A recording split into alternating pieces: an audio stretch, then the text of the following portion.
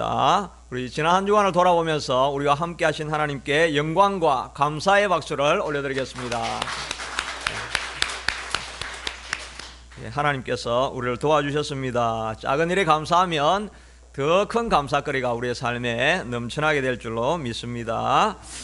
요즘 우리 예배가 이렇게 마음에 진심이 담긴 기도, 또 기도하면서 우리 예배 가운데 성령의 은혜가 임하기를 위해서 이제 새벽에도 기도하고 이렇게 하는데, 우리 정말 예배가 하나님 임재 앞으로 이렇게 나아가는 그냥 형식적인 예배가 아니라 하나님을 만나고 싶은 간절한 사모함이 있고, 그래서 정말 예배에서 하나님을 만나는 이런 놀라운 경험들이 계속해서 일어날 수 있게 되기를 바라겠습니다.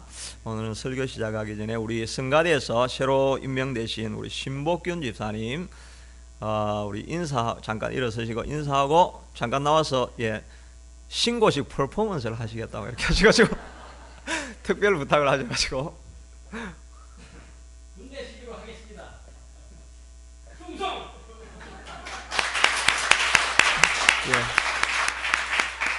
훈련받지 못한 테너 가수 신복균 2018년 11월 11일자로 성가대에 명 받았습니다. 예, 신명합니다.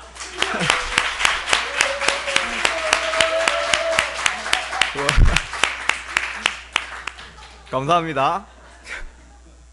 그러면 솔로 한 곡 하고 들어가셔야 되는데 이런 신곡은 저도 태어나서 처음 보네요. 앞으로 꼭 그 신복균 지사님은 꼭 솔로를 한번 꼭 시켜주시기 바랍니다. 감사합니다. 오늘 본문의 말씀을 가지고 세례 요한의 정언이라는 제목으로 은혜를 나누기를 원합니다. 모든 만물은 하나님이 다 지으신, 우리가 다 피조물이기 때문에 하나님이 만물을 지었을 때는 그 만물 안에 꼭 필요한 목표가 있고 목적이 있어서 만물을 만드신 것입니다. 그러니까 그 지어진 피조물이 가장 행복하고 균형 있는 그런 상태에 있으려고 하면은 하나님이 주신 목적을 향해서 달려가고 있을 때 그 인생이 가장 안정되고 평안하고 형통할 수 있다 하는 것입니다. 이사야서 43장 7절에 보니까 내 이름으로 불려지는 모든 자 곧 내가 내 영광을 위하여 창조한 자를 오게 하라. 그를 내가 지었고 그를 내가 만들었느니라. 하나님께서 모든 만물을 만들었는데 내 영광을 위하여 창조한 자라고 말씀하고 있는 것입니다. 오늘 여기 있는 분 한 분도 예외 없이 만드시고 이 땅에 오게 하신 데는 하나님의 분명한 퍼포스가 있는데, 목적이 분명한 게 있는데, 여러분의 삶을 통해서 하나님의 영광을 보시기를 원한다 하는 것입니다. 그러니까 여러분의 삶을 통해서 내가 하나님의 영광을 위해서 매진하고 달려가고 있을 때 거기에 여러분의 삶의 희열이 생겨지고 여러분의 삶 속에 여러분 안에 있는 감추어졌던 영광이 드러나게 된다 하는 것입니다.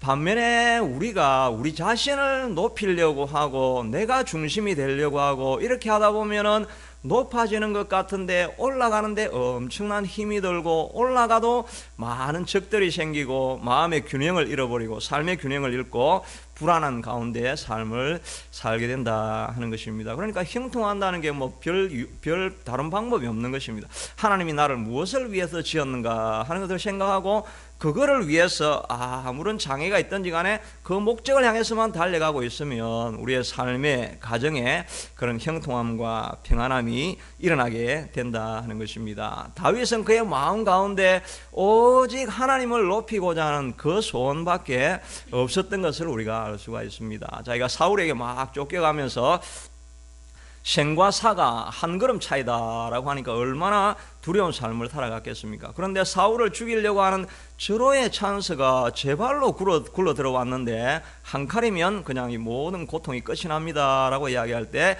하나님의 기름 부음 받은 자를 치는 자가 어찌 죄 없다 하겠느냐 하고 손도 대지 않고 그 사울을 살려보내게 되어집니다. 그럴 때 그 같이 있었던 제자의 마음 가운데 이 다윗은 정말 하나님 안에서 쓰임받은 자고 하나님의 영광을 소유하고 있는 자라, 이런 마음을 생기니까 너희한테 충성하라는 말도 안 했는데 제자들의 마음 가운데 이 사람은 하나님의 영광이 있는 사람이기 때문에 우리가 저를 섬겨야 된다고 그냥 백성들의 마음이 다 모여지게 있는 것입니다. 다윗은 딴 일 안 하고 하나님의 영광과 계명만 지켜가게 되는데 그냥 나라가 자기가 모인 그룹이 통치가 되더라 하는 것입니다. 다윗도 자기가 처음 왕이 되고 나서 맨 처음에 우리가 옛날에 봤던 것처럼 언약궤를 막 오게 되어집니다. 언약궤를 옮겨오면서 6걸음마다 소 2마리하고 송아지 1마리를 잡고 제사를 지내고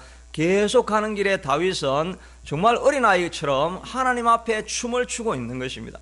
그렇게 하니까 다윗이 하나님의 영광을 높이고 있으니까 온 백성들이 다윗은 하나님이 택하신 자다, 다윗을 건드리면 문제가 많이 생긴다는 것을 아니까 다윗이 뭐라고 하든지 간에 일사불란하게 나라가 통일이 되어져 버리니까 그 나라 안에 샬롬이 임하고 다윗의 나라가 곧 그 자손에 이르기까지 대대 영광스러운 나라가 되더라 하는 것입니다. 그러니까 우리가 성공적인 삶을 살아가고 행복한 삶을 살아가고 딴 거 없습니다. 뭐 다른 물질을 모은다든지 지위가 올라가든지 그거는 다 부차적인 거고, 내가 살아가는 마지막 인생을 하나님의 목적하신 바를 향해서 내가 달려가고 있는가, 그것을 우리가 날마다 점검해야 할 것입니다. 우리 교회도 마찬가지고 제 목회도 마찬가지고 이 모든 교회의 목회를 통해서, 교회를 통해서 하나님이 기뻐하시는 것이 무엇이 있는가 하고 날마다 무릎 꿇고 그 이유를 물어보고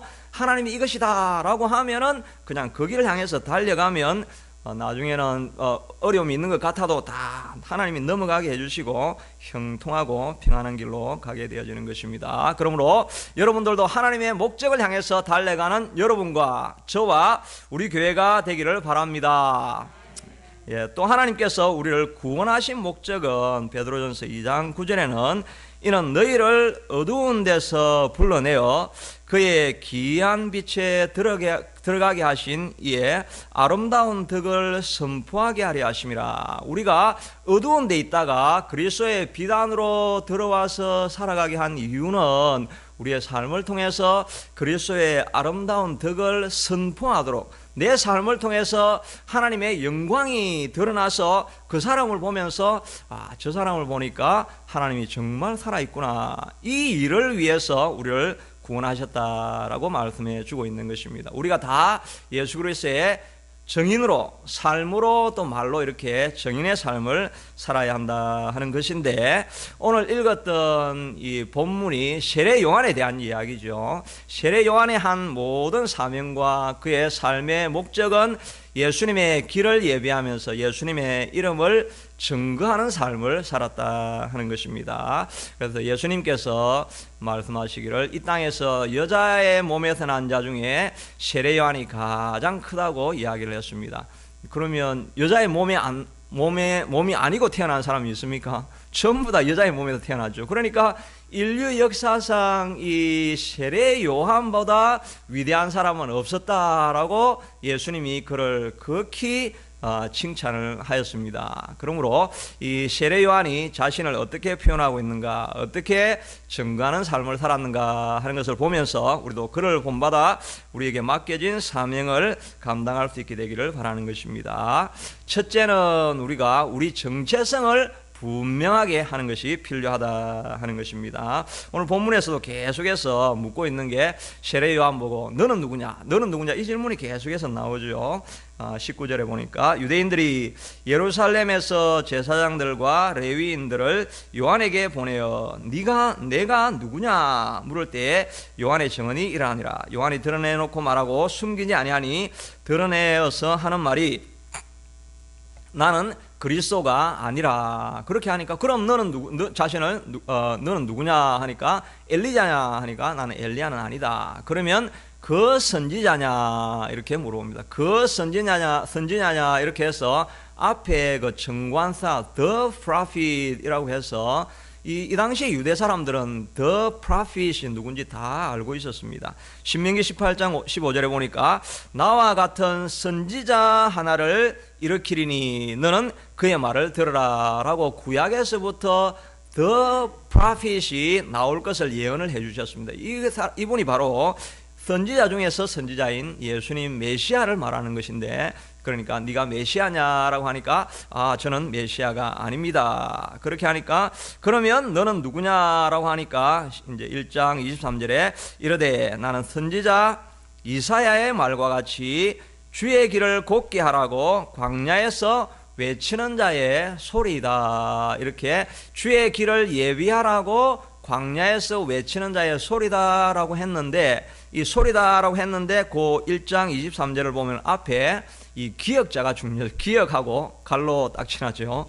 거기에 보면은 그 관주로 해가지고 이 말은 어디에서 나온 것이냐 하면 이사야 40장 33절을 인용했다라고 하면서 이사야 40장 30절을 보니까 외치는 자의 소리여 이르되 너희는 광야에서 여호와의 길을 예비하라 사막에서 우리 하나님의 대로를 평탄하게 하라.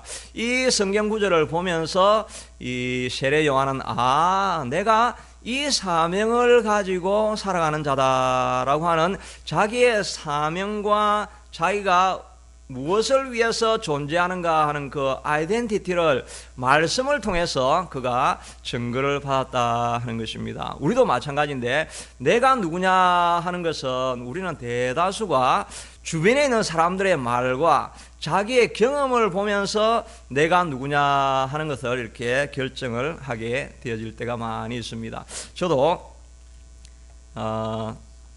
초등학교 때 제가 분단장도 하고 제가 선생님께 칭찬도 듣고 이렇게 하면서 참 저는 초등학교 때는 참 행복한 동네에 살았습니다. 주변에서 많이 인정을 해주고 하니까 내가 자기 정체감이 굉장히 높아져 있었는데, 다 이제 중학교하고 고등학교는 저희 동네에서 굉장히 멀리 떨어진 중고등학교를 다니니까 이 어웨이 경기를 해야 되잖아요. 그러니까 이방인같이 거기 가 있으니까 인정을 못 받고 좀 힘든 시절을 이렇게 보냈습니다. 그러니까 자기 정체감이 굉장히 많이 떨어지는 것을 보게 되어집니다. 우리는 우리의 정체감이 주변 환경과 또 부모가 나를 뭐라고 하느냐 이걸 통해 가지고 내가 누구인가 라고 이렇게 결정을 하게 되어지는데, 그렇게 하면 우리가 흔들려지게 되는 것입니다. 우리의 내가 누구인가 하는 것은 성경 말씀을 바라보면서 하나님이 나를 누구라 하느냐 이거를 통해서 내가 누군가를 발견해야 한다 하는 것입니다.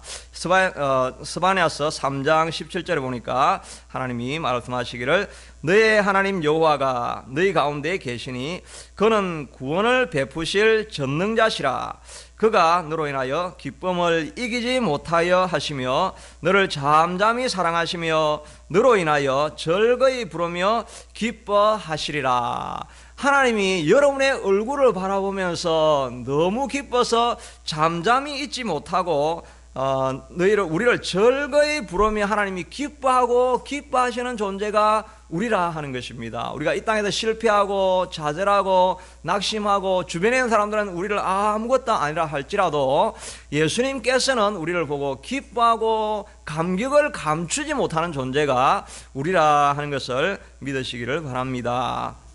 헨리 C. 모리슨이라는 사람이 40평생 아프리카에서 선교사로 이렇게 사역을 하고 이제 모든 걸 정리하고 이제 나이가 들어서 리타이어가 이제 돌아오는데 그 배를 타고 이렇게 돌아오는데 그 배에 시어서 루즈벨트가 대통령이 거기에 타고 있었던 것입니다. 그 대통령은 아프리카에 그냥 코끼리 사냥하고 놀다가 이렇게 들어가는 길인데 이제 대통령이 타고 내리는데 그 관악대가 막 나와가지고 레드 카펫을 쫙 깔고 웅장하게 이렇게 행렬 가운데 대통령이 내리게 되는 것입니다. 그렇게 하는데 자기는 40평생 아프리카에서 이렇게 고생하고 이제 나이 들어서 가족도 다 죽고 이제 병들고 나이 들어가지고 이렇게 돌아왔는데 다 가고 나서 자기는 맞이한다고 환영하는 사람이 단 한 명도 없더라는 것입니다. 그러니까 마음이 굉장히 낙심이 되어가지고 하나님 이게 뭡니까? 40년 동안 내가 주의 나라만을 위해서 일하고 왔는데 내게는 뭐 누가 카펫 하나 깔아주지 않고 누가 환영 피켓 하나 들지 않습니다. 이런 마음이 자기에게 찾아오더라는 것입니다. 그런데 그때 하늘에서 들려지는 음성이 헨리야 내 아들아 너는 아직 고향에 오지 않았다. 내가 고향에 돌아오는 날 레드카펫이 아닌 황금길을 깔아놓고 천사들의 나팔 소리와 함께 내가 너를 마중하겠다. 이것이 바로 우리의 아이덴티티라고 할 수 있는 것입니다. 세상에서는 환영하지 않아도, 우리를 인정해 주지 않아도, 우리가 하나님의 일을 하고 주의 전에 나와서 하나님 나라를 위해서 섬기고 있을 때 이 땅에서는 받는 것이 없다 할지라도 하늘에서는 황금 카펫을 깔아놓고 또 천군 천사들이 나팔을 불며 우리를 맞이하게 되는 것이 우리 인생인 줄로 믿으시기를 바라는 것입니다. 우리 아이덴티티 가운데 하나가 갈라디아서 3장 13절에 보니까 그리스도께서 우리를 위하여 저주를 받은 바 되사 율법의 저주에서 우리를 속량하셨으니 기록된 바 나무에 달린 자마다 저주 아래 있는 자라 하였습니다. 우리가 그리스도 안에 들어와 있으면 예수님의 보배 피로 말미암아 우리에게는 모든 저주와 절망과 이 질병과 어려움들이 다 떠난 존재라고 이렇게 하였습니다. 왜냐하니까 예수님이 나무에 달린 자마다 저주를 받은 자라고 하셨는데 예수님이 나무에 달려서 돌아가셨죠. 우리의 모든 저주를 지고 짊어가셨기 때문에 우리에게는 더 이상 저주가 찾아오지 않는 것입니다. 우리의 삶 가운데 질병이 있고 또 저주스러운 일이 있고 낙심스러운 일, 가난, 낭패 이런 게 찾아오면 우리가 뭐라고 해야 되겠습니까? 그거는 여기 말로 일리걸 파킹입니다. 내 삶에 질병이 들어와 있다. 내 삶에 고통이 와 있다. 내 삶에 문제가 꽉득 차 있다. 이거는 여러분 아셔야 되는데 이거 일리걸 파킹입니다. 일리걸 파킹을 어떻게 해야 됩니까? 경찰 그냥 불러가지고 이 토웨이 하십시오. At your own risk에서 at your own expense. 내가 돈 안 내도 됩니다. 일리걸하게 내 삶에 저주가 들어와 있다고 한다면 그거를 하나님의 이름으로 예수님의 보배 피의 이름으로 물러가라 이렇게 해서 쫓아내야 됩니다. 그걸 누리고 있으면 안 됩니다. 질병이 찾아오고 가난이 찾아오고 낙심하고 절망과 좌절이 막 찾아왔는데 그걸 누리면서 내 인생 이럴 수밖에 더 있겠나 이래 하고 있으면 그거 안 되는 것입니다. 그게 내 아이덴티티가 아닌 것입니다. 내 아이덴티티는 일리걸 파킹하려고 들어오는 거는 다 빨리 예수님의 보배 피로 911을 불러가지고 다 끄집어 가라고 이렇게 계속해서 우리가 선언을 해야만 한다 하는 것입니다. 싸워서 이겨서 하나님이 약속하신 축복을 빼앗아올 수 있게 되기를 바라는 것입니다. 김혜영 선교사님이라는 분이 계신데 키가 134페이지입니다. 134cm입니다. 책 이름이 숨지마 내 인생이잖아 이런데 자기가 어릴 때 태어났는데 자기 집에 딸이 너무 많았는데 자기가 또 딸로 태어나니까 아버지가 술 먹고 홧김에 그냥 뭐 며칠도 안 된 애를 던졌는데 척추에 이제 병이 생겨가지고 거기에 기력근이 들어오고 이래가지고 척추가 안 자라니까 키가 안 자라는 것입니다. 그러니까 항상 134, 지금 이제 40대 이제 후반인데 134cm로 이렇게 남아 있는 거죠. 그렇게 하는데 이제 아버지도 나중에 이제 클 때 10대 때 아버지는 비관해가지고 가정을 못 이끄니까 자살을 하고 또 그것 때문에 엄마는 또 정신병이 들어가지고 모든 문제는 너 때문이다라고 하면서 계속 저주를 어릴 때 10대에 계속 저주를 퍼부은 것입니다. 이제 정신병적인 이런 것도 좀 있어가지고 화가 나면 식칼을 들고 와가지고 개인한테 다 너 때문이야 계속 저주를 퍼부으니까 자기도 생각하기엔 내 인생은 잘못 태어나서 내가 왜 이렇게 태어났나 이렇게 하는데 이제 집에 돈을 벌어야 되니까 이제 기숙학교에 가가지고 돈을 벌면서 학교를 다니는 데를 가가지고 기능 이런 걸 많이 배우고 있었는데 거기에 교사가 한 명이 그리스도인이었습니다. 그래가지고 그 사람을 이제 눈물로 기도해가지고 교회로 데려오게 되어졌는데 자기가 기능공을 다른 애들하고 따라 하려고 하니까 늘 힘이 들고 하니까 다른 애들보다 처지기도 하고 육체적으로 너무 힘들고 하니까 예수를 알고 난 이후에는 어려움이 있으면 교회당에 찾아간 것입니다. 교회당에 찾아가가지고 늘 기도하고 말씀을 읽고 그렇게 하고 울다가 자고 깨가지고 다시 일하러 가고 이런 생활들을 이제 하고 가다가 오늘 읽었던 이 갈라디아서 3장 13절을 읽게 된 것입니다. 그리스도께서 우리를 위하여 저주를 받은 바 되사 율법의 저주에서 우리를 속량하셨으니 기록된 바 나무에 달린 자마다 저주 아래 있는 자라 하였습니다. 예수님이 내 저주를 다 짊어갔구나 이게 자기 마음에 딱 들어오더라는 것입니다. 그러니까 우리 엄마가 계속해서 지금까지 퍼부었던 저주, 나는 저주를 짊어지고 가는 사람이야 라고 저주를 가지고 있었는데, 예수님이 다 지고 갔구나 이 생각을 하니까 모든 저주를 다 보배 피해 다 물리쳐 버리는 것입니다. 그렇게 하면서 그 기도를 계속해서 하면서 하나님의 약속 가운데 내 저주는 떠나갔다, 내 저주는 떠나갔다 이렇게 하니까 자기의 마음에 용기가 솟고 힘이 솟고, 이렇게 해가지고 이제 자기가 자살을 하려고 했을 때는 정말 내가 죽고 나도 자연이 너무 아름다운 걸 보고 내가 이렇게 죽으면 안 되겠다라고 생각을 했는데, 그리스도를 알고 보니까 이제 내가 죽으면 천국 가니까 죽도록 내가 일하다가 죽자 이런 마음으로 열심히 일을 하고 했더니 나중에 자기가 그 기능공으로 경연대에 있어가지고 대통령 상을 받게 되어지고, 또 그 기술을 가지고 나중에 섬기다가 아프리카 남아공에 있는 지역을 섬기다가 거기에 가가지고 이제 교장으로, 다른 사람 안 섬기려고 하니까 자기가 실력도 없지만 섬기는 사람이 없으니까 거기서 교장으로 섬기고, 이렇게 하다가 지금 얼마 전에는 해외에서 국가를 빛낸 사람으로 해가지고 대통령상까지 받는 일이 있더라 하는 것입니다. 우리의 내가 누구인가 하는 정체감은 사람이 나를 무엇이라고 하느냐 여기에 달려있는 것이 아니라 바로 하나님께서 나를 무엇이라고 하느냐 여기에 달려있다 하는 것입니다. 환경이 뭐라고 하든지 간에 하나님이 약속이 말씀해 주시면 내 가정에는 모든 저주는 떠났다, 내 가정에는 모든 어려움은 물러갈 것이다 라고 계속해서 기도할 때 하나님이 주시기로 하신 약속, 평강, 그 형통함이 우리 가운데 이르게 될 것입니다. 그 간증을 또 읽어보니까 베드로전서 한 분이 이제 질병, 암으로 이렇게 크게 투쟁하다가 암이 다 이렇게 번져서 뭐 위암, 간암, 대장 이쪽으로 다 전이가 되어서 어려움을 당하고 있었는데, 자기가 설교를 듣다 보니까 어떤 분이 계속 주기도문을 10,000번을 쓰니까 질병이 다 고쳐졌더라. 이 약속을 듣고 자기도 그 성경에 있는 구절을 가지고 그거를 기도원에 올라가고 계속 그 구절을 큰 겁니다.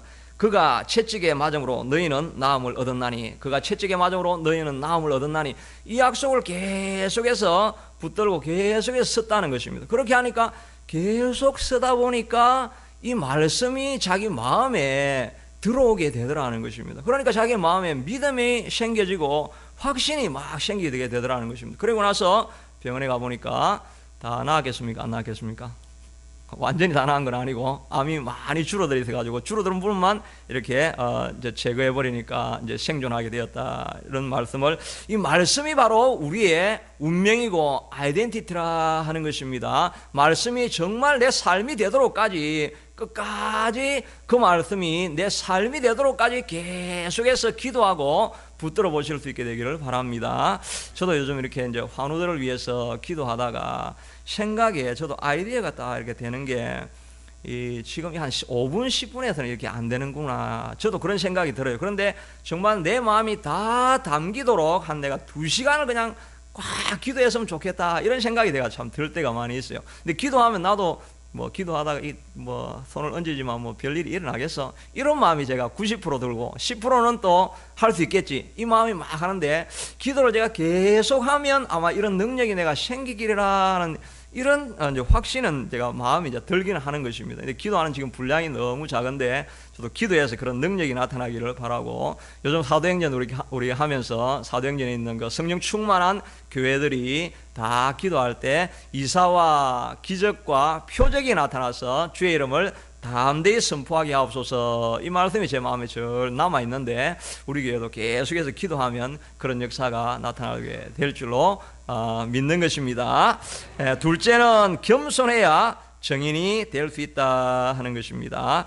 1장 26절에 보니까 요한이 대답하되 나는 물로 세례를 베풀거니와 너희 가운데 너희가 알지 못하는 한 사람이 섰으니 곧 내 뒤에 오시는 그이라. 나는 그의 신발끈을 풀기도 감당하지 못하겠다라고 이야기를 하는 것입니다. 예수님과 자기를 비교하면서 신발끈은 종들이 푸는 거잖아요. 근데 종들인데 나는 종만도 못해서 예수님하고는 비교할 수 없는 존재다, 이렇게 자기를 겸손하게 이렇게 낮추는 것입니다. 아마 제자들하고 비교하면 자기가 그래도 예수님을 앞길을 예비하는 선지자니까 뭐 종 정도는 되지 않겠는가 이렇게 해야 되는데 자기는 종도 아니다라고 이렇게 자기를 낮추는 모습을 볼 수가 있습니다. 그리고 나서 이제 3장에 보면은 다시 이 세례 요한과 예수님을 제자들이 비교하면서 하는 말이 요한 선생님, 선지자님 전부 다 제자들이 지금 강저편에 있는 예수님에게 전부 다 가서 세례를 받으려고 합니다. 당신의 제자들이 다 떠나가고 있습니다. 이렇게 이야기를 하니까 어떻게 보면 서로 비교를 하니까 세례 요한이 좀 마음이 상심할 수 있었을 텐데 그는 그렇게 말하지 않고 3장 27절에 보면 요한이 대답하여 이르되 만일 하늘에서 주신 바가 아니면 사람이 아무것도 받을 수 없느니라. 이 비교하는 마음 이런 게 생길 때 그것들이 다른 사람이 부유하게 되고 풍족하게 되고 잘 되면 그것은 하나님이 주시지 아니하시면 그런 일이 일어날 수 없다라고 하는 영적인 눈을 뜨고 바라보아야 된다 하는 것입니다.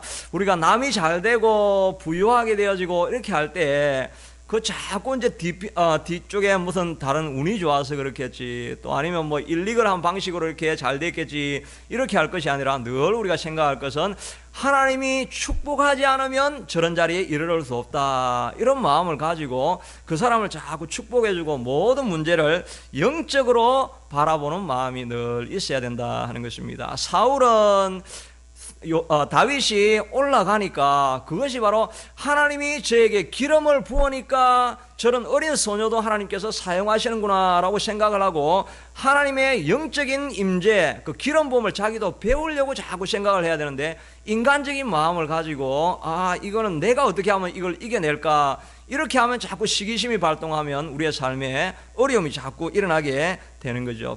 반면에 요나단은 자기가 후임자였는데 자기가 후임자 될 것을 포기하고 다윗 너가 하나님이 정말 사용하시는 존재니까 너가 왕이 될 것이다 라고 하나님이 일하시고 있는 하나님의 역사하심을 인정하게 되어진 것입니다. 그렇게 하니까 오히려 자기가 왕이 안 되어도 왕자지만 왕이 안 되어도 평안한 삶을 누릴 수 있게 되었다 하는 것입니다.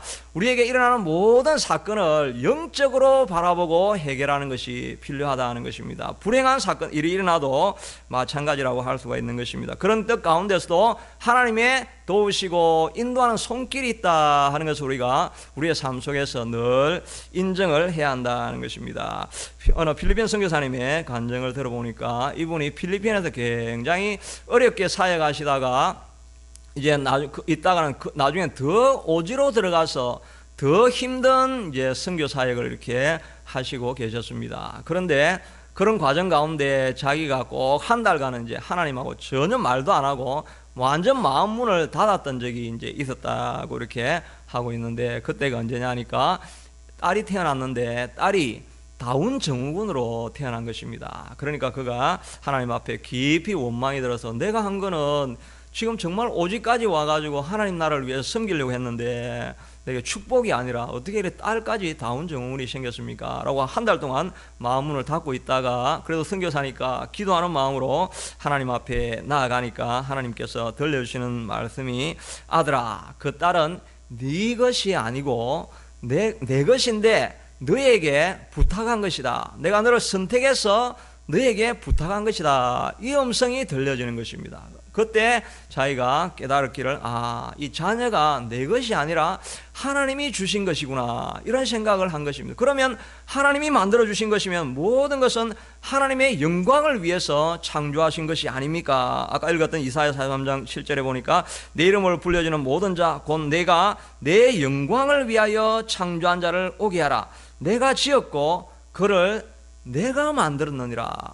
그 불행한 상황 가운데서 그 자녀도 하나님이 자기의 영광을 위해서 지었다 하는 것을 자기가 깨닫게 되어진 것입니다. 그러니까 그러면 이 다운 증후군이지만 이 딸한테 있는 재능이 무엇인가 하는 걸 잘 살펴보니까 엄마가 반주를 하는데 이렇게 반주를 하면 이게 몸 찬양을 계속해서 이렇게 하는 것입니다. 그러니까 그걸 보면서 얘는 몸 찬양하는 달란트를 하나님이 주셨구나. 그걸 개발해 가지고 이제 나중에 가족이 언제나 아내가 반주를 하고 얘가 나와서 몸 찬양을 하게 되는데, 이 다운 증후군으로 있는 애가 몸 찬양을 하니까 듣고 앉아 있는 모든 청중들이 큰 은혜를 받게 되더라 하는 것입니다. 아무 의미 없이 불행한 일로 주어진 것 같았는데, 이것이 하나님의 눈으로 영적으로 해석을 해보니까 이 일을 통해서도 하나님이 하시고 싶은 일이 있어서, 목적이 있어서 이 일이 일어났다 하는 것을 깨닫게 되어질 때 그의 불행이 의미 있는 일로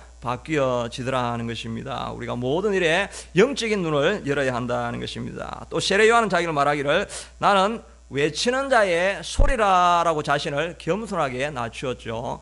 만약에 내가 외치는 자의 소리다 하면은 내가 여기에 계속해서 머물러 있는 것입니다. 그런데 나는 외치는 자의 소리다라고 하면, 내가 말을 이렇게 소리를 하고 나면 소리가 보입니까? 안 보입니까?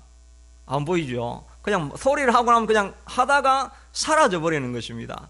그러니까 우리가 세례 요한이 30대 초반에 1년 반 정도 사역하다가 그냥 정말 이 허무하게 잔치 자리에 그 흥 때문에 목이 베어서 죽어버리는죠.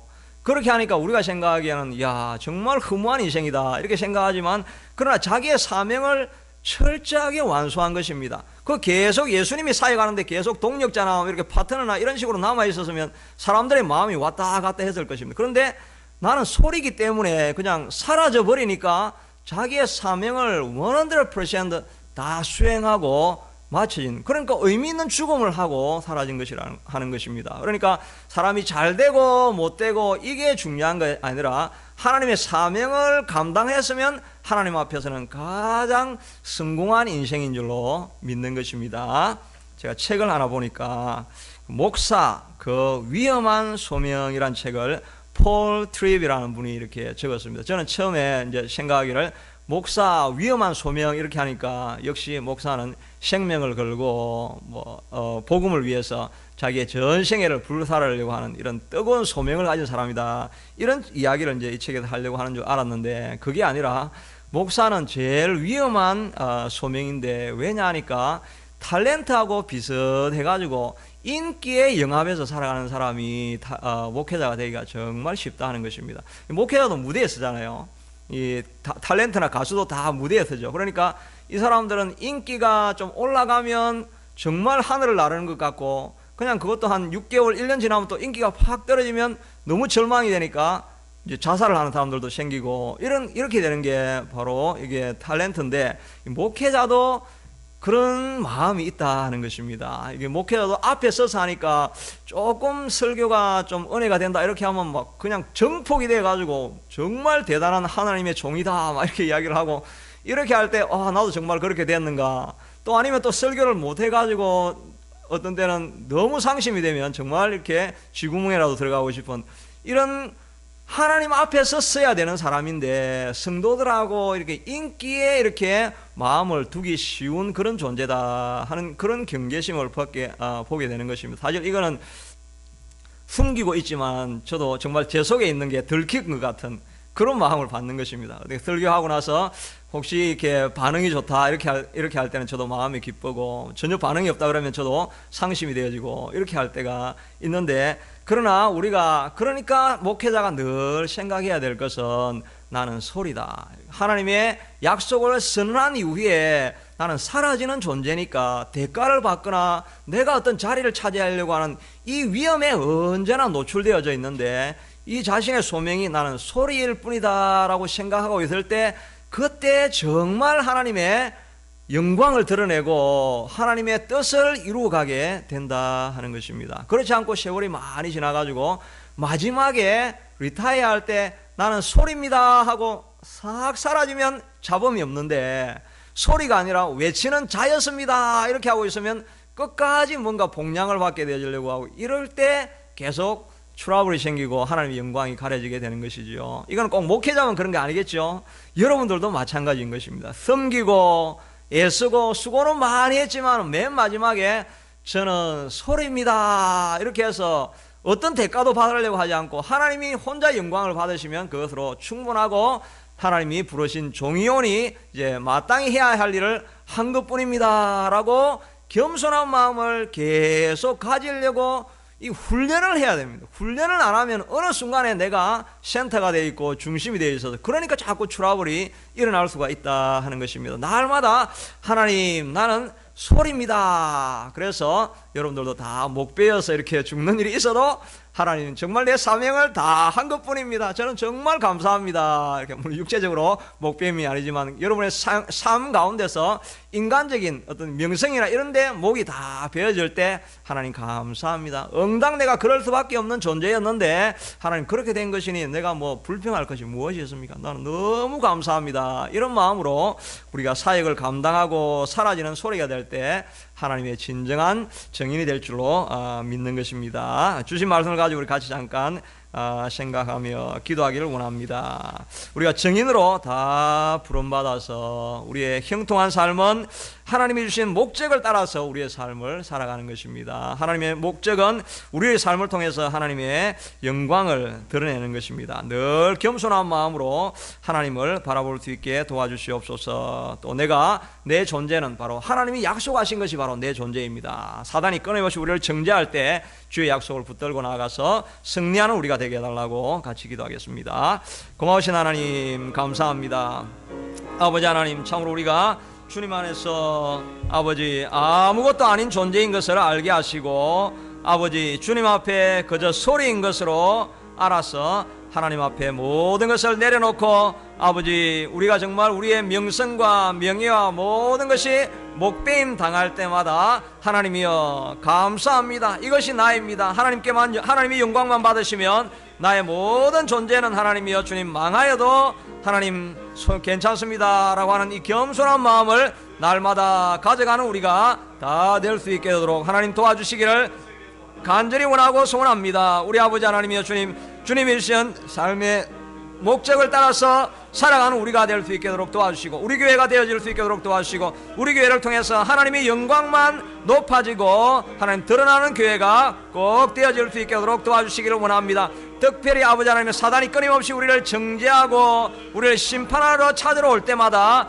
하나님 우리가 주님 앞에 고백하기를 하나님이 말씀하신 것만이 우리의 삶에 반드시 이루어지게 될 것입니다 라고 고백할 수 있게 도록 도와주시고 저주가 찾아오고 아버지 하나님의 절망과 낙담과 낭패와 아버지 질병과 가난이 우리에게 찾아올 때 아버지 예수 그리스도 이름으로 봄의 피의 이름으로 다 물리쳐서 승리하는 우리가 될 수 있게 도록 도와주시기를 간절히 원하고 소원합니다. 우리가 나아가는 처소마다 여호와 아버지 하나님이여 주의 이름만 증거되어지기를 간절히 소원한 삶으로 우리가 다 살아갈 수 있게 도와주시옵소서. 우리 교회를 통해서 오직 하나님의 이름만 높아질 수 있게 되기를 간절히 원하고 소원하옵나이다.